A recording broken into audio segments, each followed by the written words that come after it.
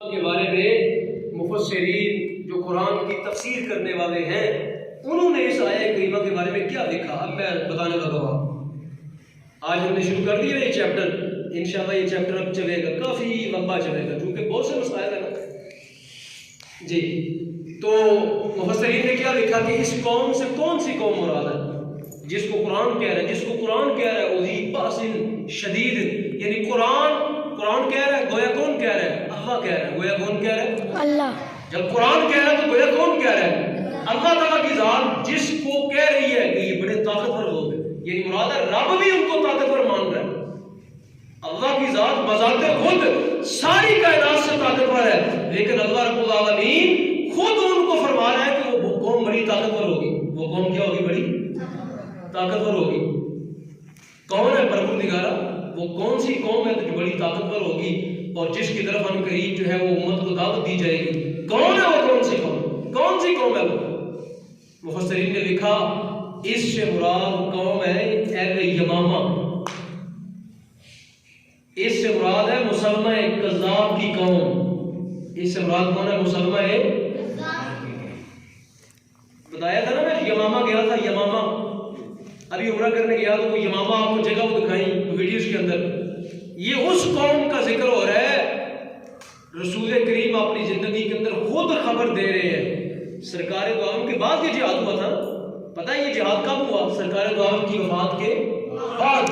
تو گویا رسول کریم اپنی زندگی میں خود خبر دے رہے ہیں کہ میرے بعد بہت سے لوگ ایسے ہوں گے جو اسلام سے پھر جائیں گے۔ اسلام سے کیا ہو جائیں گے؟ اور فرمایا صحابہ اکرام کو کہا جا رہا ہے کہ تم نے ان کے ساتھ دو ہی کام کرنے ہیں، یا تو ان کو قتل کرنا ہے یا واپس اسلام میں لے کے آنا ہے۔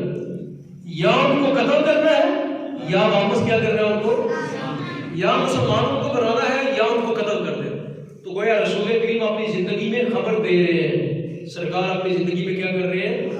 اور قرآن یہ خبر دے رہا ہے، اللہ رب العالمین مصطفیٰ کی زبان سے یہ بات کہلوا رہا ہے کہ اے مصطفیٰ کریم اپنے غلاموں کو بتا کے یہ جائیں، اپنے دنیا سے جانے سے پہلے اپنے غلاموں کو یہ بتا کے جائیں کہ آن قریب آپ کے اصحاب رسول کو دعوت دی جائے گی بڑی طاقتور قوم کے ساتھ جہاد کرنے کی۔ تو سامعین محترم اس سے مراد کون ہے؟ اہل یمامہ۔ اس سے مراد کون ہے؟ اور وہ کون کون سی ہے؟ بنو حنیفہ قبیلے کا نام کیا ہے؟ اس کا سردار کون تھا؟ مسلمہ کذاب، جس نے حضور کی زندگی میں دعویٰ نبوت کر دیا، وہ مراد ہے۔ اس سے بڑی طاقتور قوم تھی، اس کی بڑی طاقتور قوم تھی جس کو قرآن کہہ رہا ہے۔ یار میں اپنی زبان سے کہوں تو میرے کہنے سے کون سا طاقتور؟ قرآن کہہ رہا ہے اذی باس شدید، بڑی طاقتور قوم کی طرف کو بلایا جائے گا۔ اور وہ کتنی طاقتور قوم تھی؟ صحابہ جہاد کر رہے تھے تو کتنے صحابہ مار دیے انہوں نے؟ 1200۔ اس سے آپ اندازہ کر رہے ہو طاقتور تھے کہ نہیں تھے؟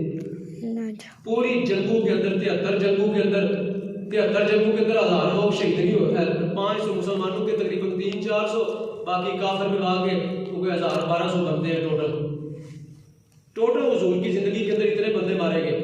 مسلمانوں کے جو شہید ہوئے وہ بھی، اور جو کافروں کے واسطے جہنم ہوئے وہ سارے ملا کے 1200 بندے ہیں، سارے ملا کے 1200 نہیں بنتے، ٹھیک ہے نا؟ اور ایک جنگ کے اندر کتنے صحابہ شہید کر دیے؟ 1200۔ آپ اندازہ کر رہے 73 جنگیں ایک طرف اور ایک جنگ کا نتیجہ ایک طرف، تو سمجھ آیا قوم طاقتور تھی کہ نہیں تھی؟ 1200 صحابہ نے مار دیے، 1200 صحابہ مار دیے۔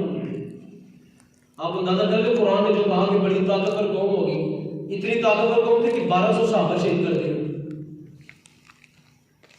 تو یہ اس سے مراد ہے اہل یمامہ۔ اس سے مراد کون ہے؟ اہل یمامہ مسلمہ کذاب کی قوم، مسلمہ کذاب کی قوم، مسلمہ کذاب کی۔ اب بتائیے مسلمہ کذاب کی قوم کا جو تھا وہ طرز عمل کیا تھا؟ مسلمہ کذاب کی قوم کے جو افراد تھے پہلے مسلمان تھے، پہلے کیا تھے؟ مسلمان تھے۔ جب سرکار دو عالم کی وفات ہوئی تو بعد میں وہ اسلام سے پھر گئے، اسلام سے کیا ہوئے؟ پھر گئے۔ اب آئیے میں آپ کو بتاؤں کہ اب میں بتانے لگا ہوں آپ کو ایک مرتد کا معنی، میں نے کہا نا کہ آپ نعرہ نہ صرف ماریں، آپ کو تحقیق ہونی چاہیے کہ مرتد کہتے کسے، مرتد کہتے کسے۔ اب سنیے، میں نے اپنے سامنے میں نے یہ کھولا ہوا ہے، یہ فتاویٰ کی کتاب ہے، یہ دیکھیں اس کا نام دیکھیں ذرا، دیکھیں اس کا نام کیا نام ہے جی، اس کا نام فتاویٰ عالمگیری، اس کتاب کا نام دیکھیں، یہ کتاب ہے فتاویٰ عالمگیری، یہ تگڑی کتاب ہے، حوالے کی کتاب ہے، مطلب یہ ہے کہ یہ کوئی ایک بندے نے نہیں لکھی، یہ 40 مفتیوں نے مل کے اورنگزیب عالمگیر کے دور میں جب یہاں مغلوں کی حکومت تھی بر صغیر میں، اس وقت کے مفتیوں نے مل کے یہ کتاب لکھی، فقہ حنفی کے فتوے کے مطابق یہ کتاب لکھی گئی، فتاویٰ عالمگیری، فتاویٰ عالمگیری لکھا گیا، اور اس فتاویٰ عالمگیری کے اندر باقی کتابیں بھی اور بہت سی ہیں، میں قریب آپ کو زیارت کرواؤں گا، دکھاؤں گا انشاءاللہ۔ شوق جس بندے کو شوق ہوا علم کا وہ آئے گا اور وہ سیکھے گا آگے، جس کو شوق نہ ہوا نیٹ یوز کرنے کا وہ گھر بیٹھ نیٹ یوز کرتا رہے اور کل جا کے گوئیاں دیتا پھرے گا کہ میری انگل کہاں کہاں پھرتی تھی۔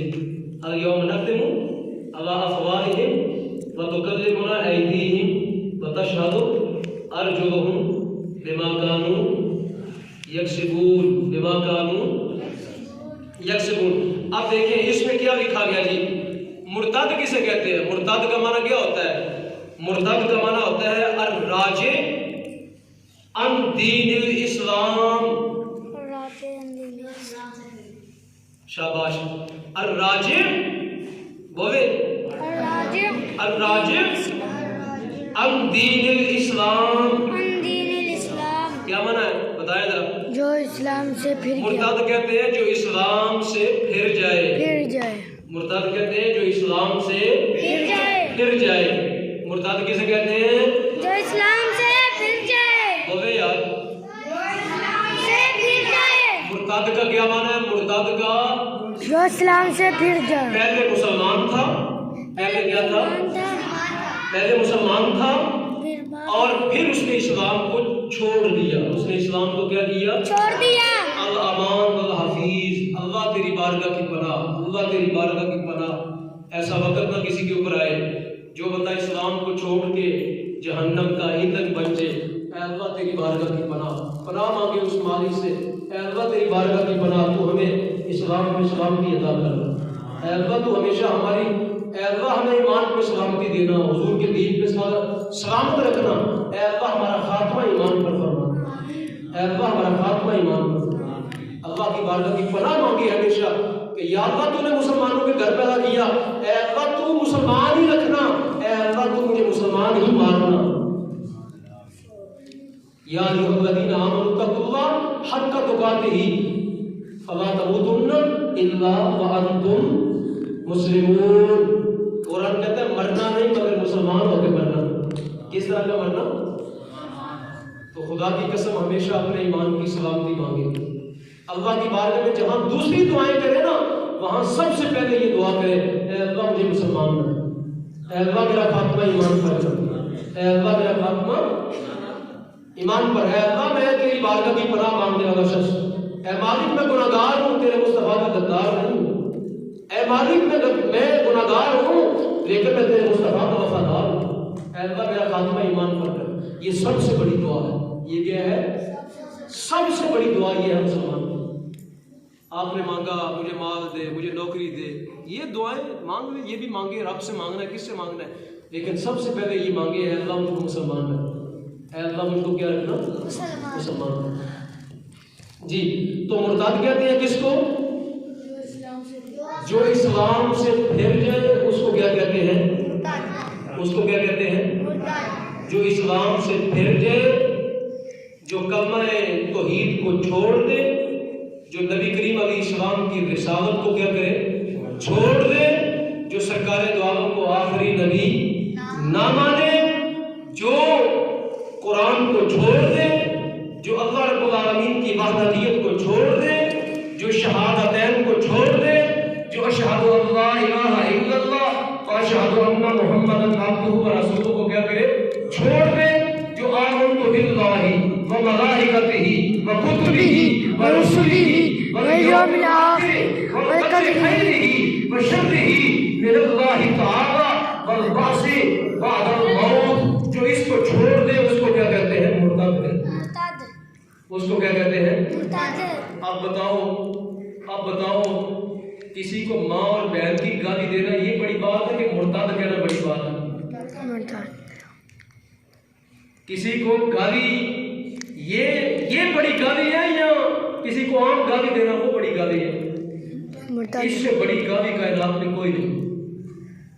جو خدا کو بھی چھوڑ دے، جو مصطفیٰ کو بھی چھوڑ دے، جو انبیاء کو رسل کو چھوڑ دے، جو اللہ کی کتابوں کو چھوڑ دے، جو قرآن کو چھوڑ دے، جو مصطفیٰ کی ختم نبوت کو چھوڑ دے، جو سارے دین کو چھوڑ کر کسی اور دین کی طرف نکل جائے، اس کو کیا کہتے ہیں؟ مرتد کہتے ہیں۔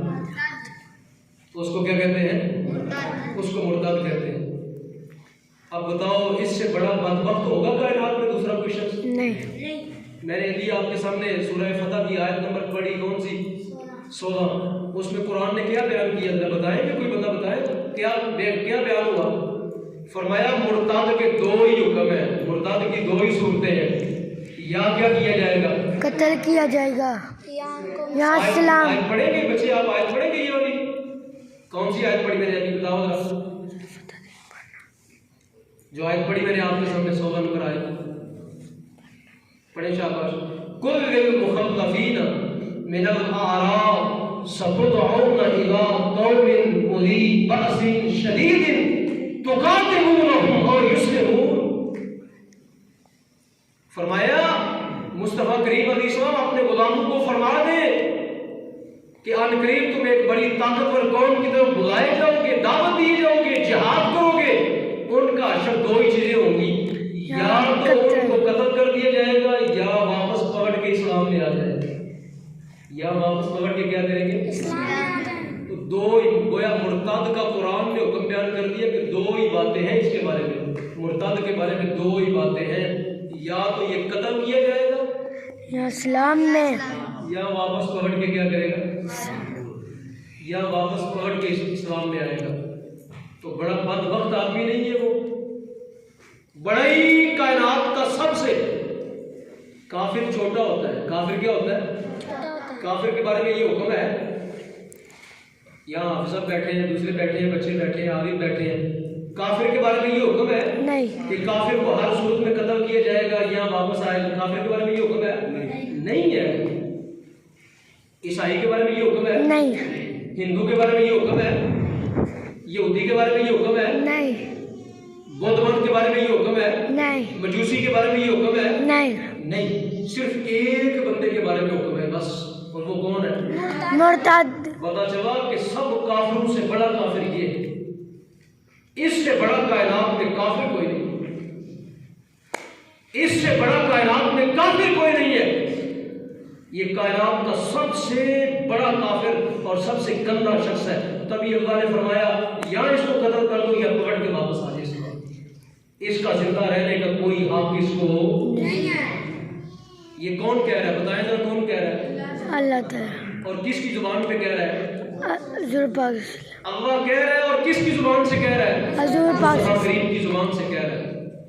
اللہ فرما رہا ہے اور مصطفیٰ کی زبان سے کہہ رہا ہے، اور صحابہ اس پر عمل کر رہے ہیں۔ اللہ کہہ رہا ہے، مصطفیٰ اپنی امت کو بتا رہے ہیں، اور صحابہ اس پر کیا کر رہے ہیں؟ تو ان تینوں سے بڑی کو ہستی ہے کائنات میں؟ بتاؤ ذرا۔ اللہ سے بڑا کائنات میں دوسرا کوئی نہیں، اللہ کے بعد مصطفیٰ سے بڑا کائنات میں دوسرا کوئی نہیں، اور مصطفیٰ کے بعد صحابہ سے بڑا کائنات میں دوسرا کوئی نہیں۔ تو کدھر جاتے ہو آپ؟ کون سے اسلام کی دعوت آپ دیتے پھرتے ہو جب آپ نے مرتد کی امت کو پہچان ہی کوئی نہیں کروائی؟ آپ نے امت کو مرتد کے بارے میں بتایا ہی کوئی نہیں ہے، قادیانیوں کے بارے میں لفظ نہیں بولا آپ نے، اور آپ نے یہ کہا کہ میں اسلام کا سب سے بڑا سپاہی ہوں۔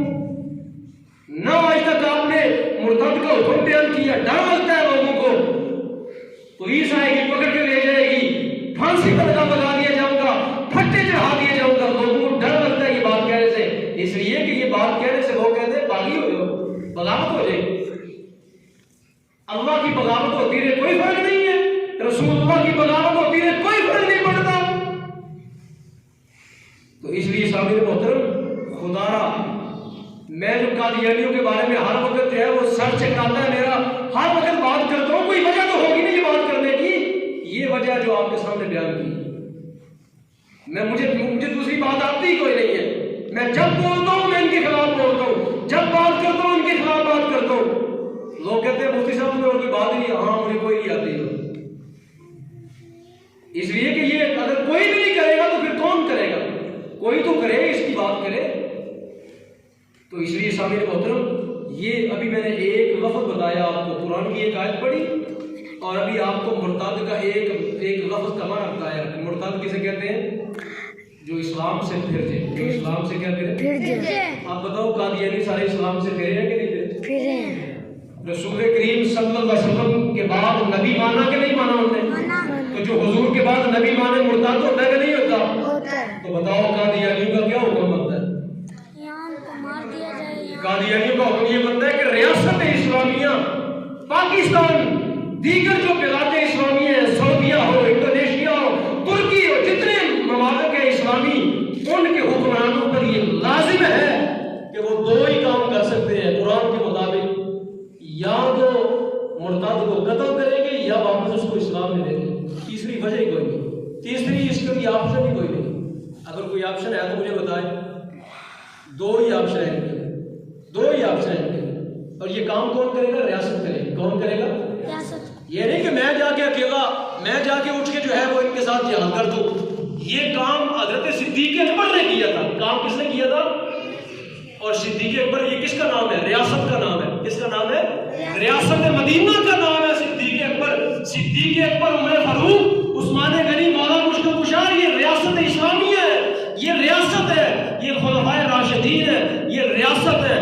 پتا چلا کہ صدیق اکبر نے کام کر کے حکمرانوں پہ یہ لازم کر دیا کہ یہ ریاست کام کرے گی۔ کون کرے گی؟ ریاست کام کرے گی۔ جو مبلغین ہیں، جو مولوی صاحب ہیں، مفتی صاحب ہیں، ان کا کام ہے یہ شرعی حکم بیان کرنا، ان کا کام ہے یہ شریعت کا حکم کیا کرے۔ ہماری ذمہ داری ہے ہم یہ کام بیان کریں، باقی عمل کروانا یہ کس کی ذمہ داری ہے؟ ریاست کی۔ عمل کروانا کس کی ذمہ داری ہے؟ چونکہ سیدنا صدیق اکبر نے کیا ہے نا، آپ نے فوج روانہ فرمائی اور فوج نے جا کے جہاد کیا، کس کے ساتھ؟ تگڑی قوم کے ساتھ۔ کس کے ساتھ؟ جس کو قرآن نے تگڑا کہا ہے، اُذِی بَأْسٍ شدید، جس کو قرآن نے تگڑا کہا ہے اس کے ساتھ جہاد کس نے کیا؟ حضرت ابوبکر صدیق رضی اللہ تعالیٰ عنہ کی سپہ سواری کے اندر جہاد ہو رہا ہے۔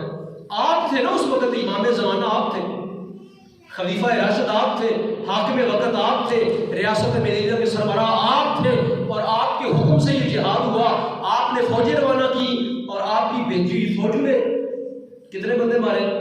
36,000 بندہ مارا۔ کتنا مارا؟ 36,000 بندہ مارا۔ 36,000 بندہ مارا۔ کتنے مرتد مارے صحابہ نے؟ 36,000 مارے، اور جو باقی بچ گئے تھے وہ ڈر کے واپس آ گئے اسلام میں۔ جو باقی بچ گئے نا، انہوں نے کہا واپس آنے میں یافیت ہے، وہ باغے آئے، انہوں نے تلواریں پھینکی، انہوں نے کہا یہ تو چھوڑ ہی رہے، یہ تو قرآن پر عمل کرتے ہی آ رہے ہیں، یہ تو قرآن پر کیا کرتے جا رہے ہیں۔ صحابہ نے چونکہ قرآن پڑھا تھا نا، لوگ قرآن پڑھتے ہی نہیں، عمل کرتے ہی نہیں۔ صحابہ نے چونکہ پڑھا تھا، انہوں نے عمل کر کے دکھایا۔ انہوں نے کیا کیا؟ عمل کر کے۔ صحابہ نے یہ پڑھا تھا تقاتلونہم، کیا پڑھا تھا؟ تقاتلونہم، تقاتلونہم۔ صحابہ نے پڑھا تھا، صحابہ نے مرتد مارے، 36,000 مارے۔ صحابہ نے پڑھا تھا، اور کس سے پڑھا تھا؟ رسول کریم سے پڑھا۔